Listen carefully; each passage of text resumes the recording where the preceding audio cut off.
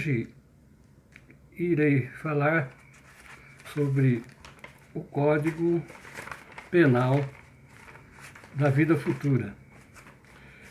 Então, em primeiro lugar, nós vamos definir o que é um Código Penal. Código Penal é um conjunto de leis que são estabelecidas de acordo com as faltas ocorridas. Então, essas leis servem para reparar essas faltas. Então, isso é um código penal. Por que penal? Porque toda falta, ela é uma penalidade e ela deve ser reparada através de algum esforço da parte que provocou essa falta. E nós temos no Código Penal da vida futura uma análise, dos principais pontos da doutrina espírita sobre o futuro da alma, sobre o nosso futuro, já que todas as religiões elas pregam que existe a vida após vida, que a alma ela é imortal. Então, com base nisso, dá para nós prevermos qual é o futuro de uma alma, analisando o que acontece na sua vida atual. Então, é através dos acontecimentos da vida atual que nós podemos ter uma ideia do futuro dessa alma, como será o futuro dessa alma, de acordo com o que ela pratica no presente da sua vida. Então, o tema é muito extenso, né? Nós temos basicamente 31 dizeres sobre o Código Penal. Mas vamos dar uma pincelada, uma passada rapidamente, e fazer assim uma síntese do que seria esse código. Então, primeiro, nós vamos falar sobre o sofrer da vida espiritual. Então, esse sofrer são por causa das imperfeições das quais se despojou o espírito na vida corpórea. Então, praticamente, é um reflexo do que nós fomos quando estávamos encarnados. Então, esse sofrimento, ele continua após o desencarne. Então, o espírito, ele vai continuar tendo as lembranças, das mágoas, os remorsos, tudo o que aconteceu quando ele ainda era encarnado. E a depuração do espírito é justamente a prova da felicidade perfeita.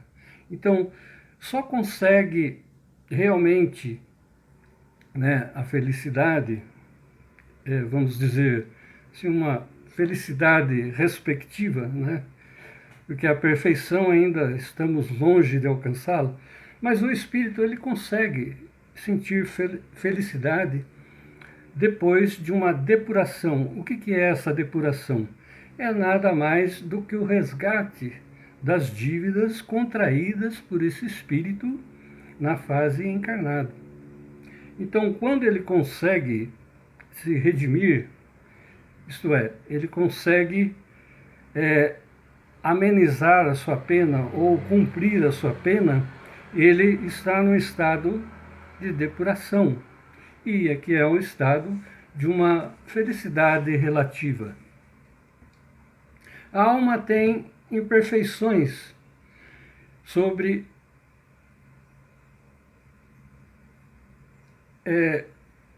vários aspectos.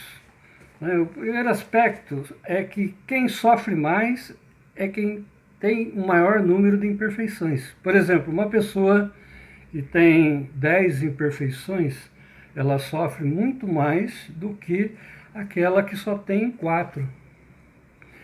Então, logicamente, quando a gente vê, né, casos assim que pessoas que estão sofrendo muito aqui na Terra, é porque ela também tem um grau de imperfeição maior do que aquela que, por exemplo, passa por alguns transtornos, né? Tem uma vida mais calma, uma vida mais sossegada em relação a pessoas que têm muitos problemas. Então, isso é causa das suas imperfeições. Então, quanto mais imperfeição, maior é o sofrimento do ser encarnado. Então, Deus não repudia nenhum dos seus filhos, deixando a cada um o mérito de suas obras.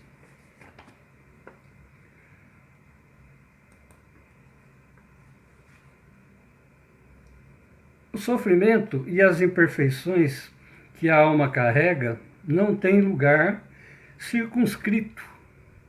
Então, a gente pode estar encarnado, pode estar desencarnado, e nós vamos ter esse sofrimento por causa das nossas imperfeições. Nós ainda somos espíritos imperfeitos, a caminho, né, em busca de uma depuração, em busca da evolução. Né? Isso só vai ocorrer de acordo com as nossas obras, de acordo com o nosso merecimento e a nossa vontade de se melhorar. Então, o sofrimento ele não tem um lugar circunscrito. Então, o inferno está por toda parte onde há almas sofredoras.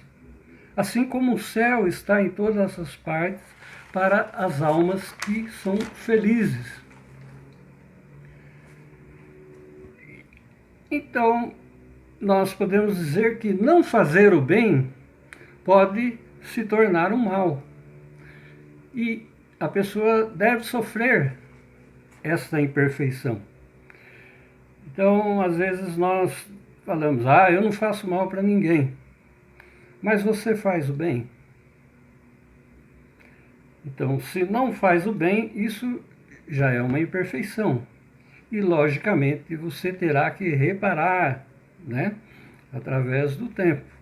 Então, na hora que você se sentir apto a entrar nesse estágio de reparação. Então, tudo é de acordo com a nossa vontade. Deus nos dá o livre-arbítrio para nós permanecermos no erro ou para nós entrarmos num estado de mudança. Isto é, querermos nos redimir, querermos reparar todo aquele mal que nós fizemos.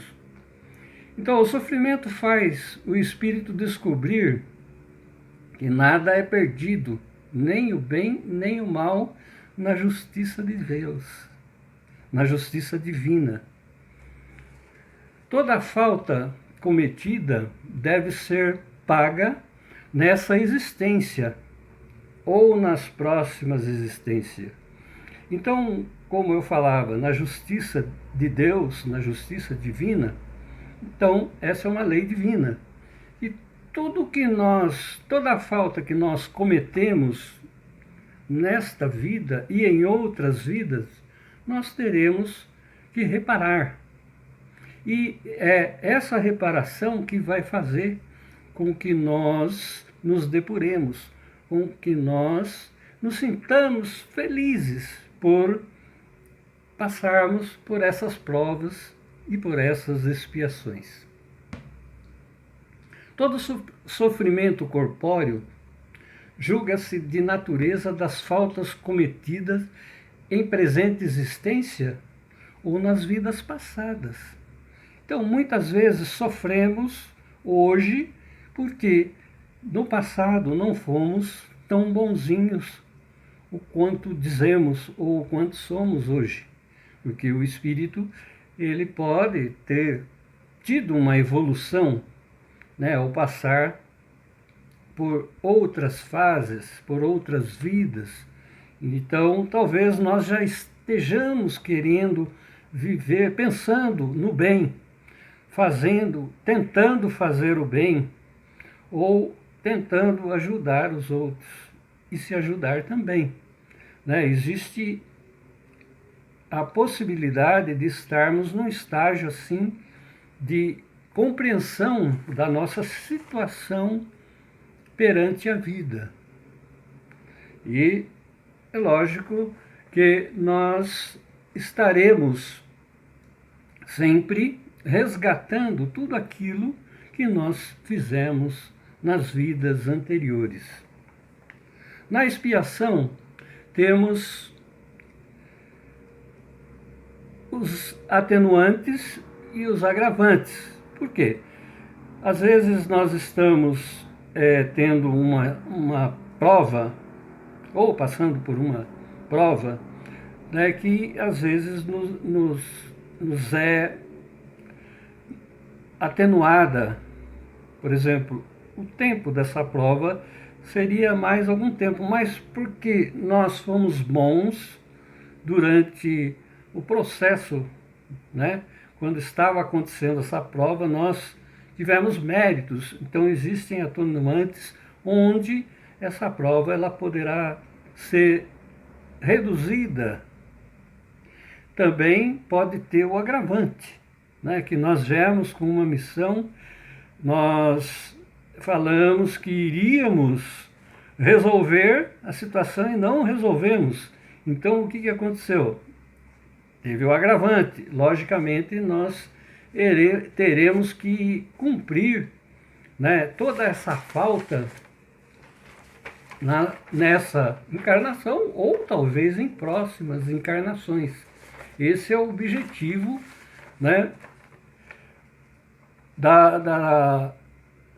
das leis divinas, que nós estamos em falta, logicamente nós teremos que suprir essa falta através da compensação, isto é, então toda a falta ela deve ser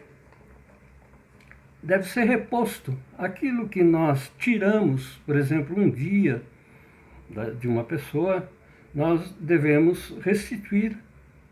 E aí, sim, nós estaremos quites, né? Teremos pago até o último centil da nossa dívida.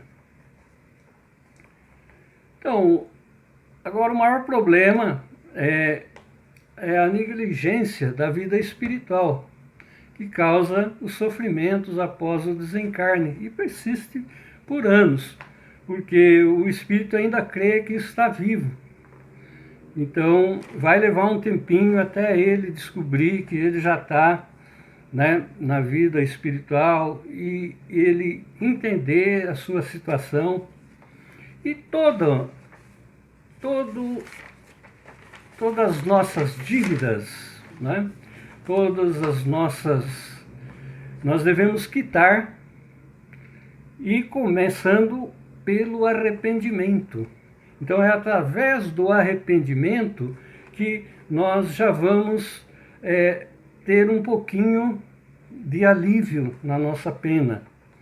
Então, a partir do arrependimento, aí vem a reparação.